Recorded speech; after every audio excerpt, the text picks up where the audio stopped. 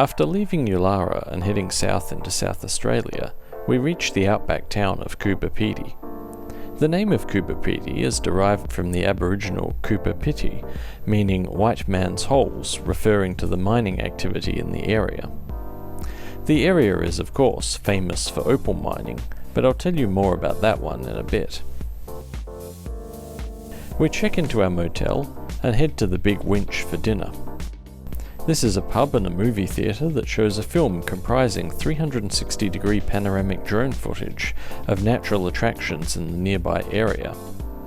At the Big Winch, there is of course a winch, which at 8 metres high certainly counts as big. It was built by Klaus Wieries in the 1970s to celebrate Coober Pedy being the opal capital of the world. So when we got here, we were the only vehicle here, and I wasn't sure whether you park in that way or this way. We parked in that way, but upon closer inspection the car park's meant to be the other way, but every subsequent vehicle has also parked the wrong way round.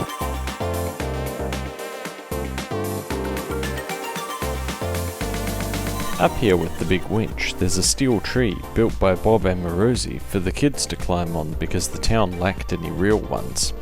A pile of steel for construction was being trucked to Coober Pedy, along with a pile of gas cylinders. A fire on the truck ignited the gas cylinders and the resultant heat melted all the steel, but it was still put to good use. Arriving back at our motel room, it's dug into the side of the hill. Coober Pedy is famous for its dugouts, buildings literally dug into the ground. The following morning we head out to the Old Timers Mine, one of the first mines in Coober Pedy, now converted into a museum and gem shop. The local ground actually makes digging and tunnelling very uniquely practical here, because it's mostly comprised of sandstone that's soft enough to dig by hand, yet hard enough for tunnels and even quite sizable rooms to support themselves, without needing mine timbering or structure to prevent them collapsing. Oh, good thing I was wearing that. A miner has crawled in here to gouge out opal. The little shiny bit down there. This is how the opal miners dug their mines back in my day, back with a 5-pound driving pick.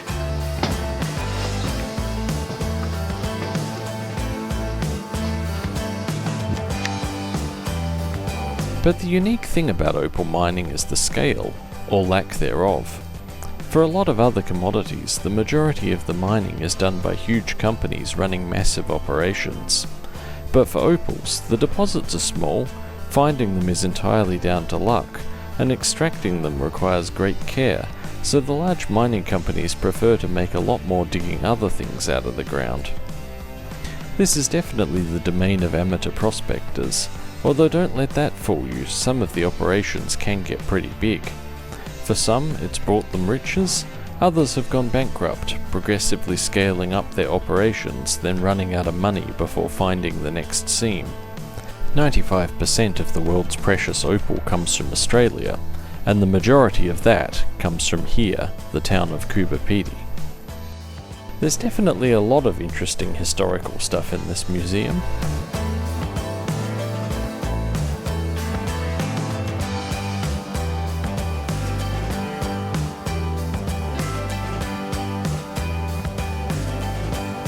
There's a good selection of old mining tools, newspaper clippings, historical media, all about what living here to mine for opal would have actually been like.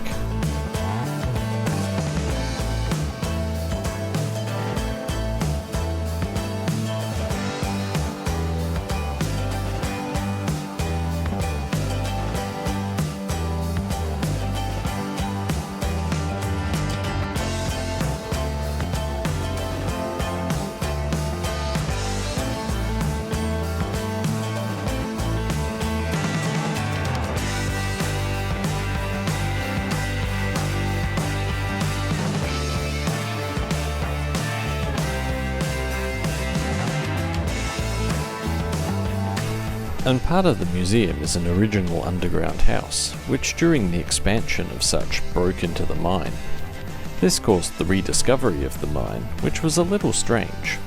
The entire mine was excavated out, but left with all the entrances backfilled, Nobody knows why they did this, having gone to all the trouble of digging it out, and what was even more mysterious was that they just left several large visible seams of opal in the walls of the mine, worth a huge amount of money. Funny thing was, the owners of the house were at the time going out to 9 Mile to dig for opal, coming home empty-handed, and not realizing quite how much they were literally living on top of. Even then, digging the staircase into the ground at the front of the museum revealed $50,000 more worth of opal, a nice windfall.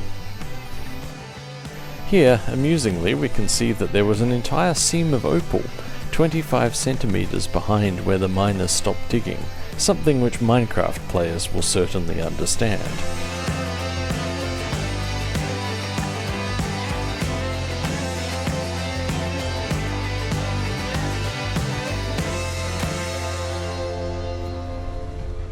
Having had a good look around the museum, we then head out into the opal fields.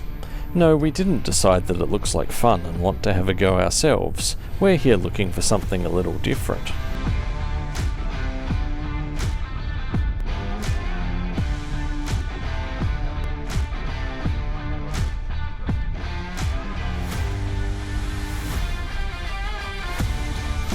Now, if you ever wanted to get up close and personal with a wind turbine, this is the place to do it. The fence around this one is so small you can literally stand under it and get a complete sense of just how huge they are. But be very careful out here. Thousands of shafts dug by opal miners tend not to have been filled back in when they're done. Always be very careful of where you're walking, you don't want to fall down one. In addition to this, you're required to stay out of any pegged mining claims, so if you see stakes marking out an area, don't enter it.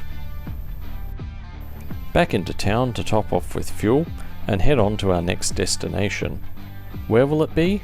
Join us next time. Until then, don't forget to like, comment and subscribe, and see you next time.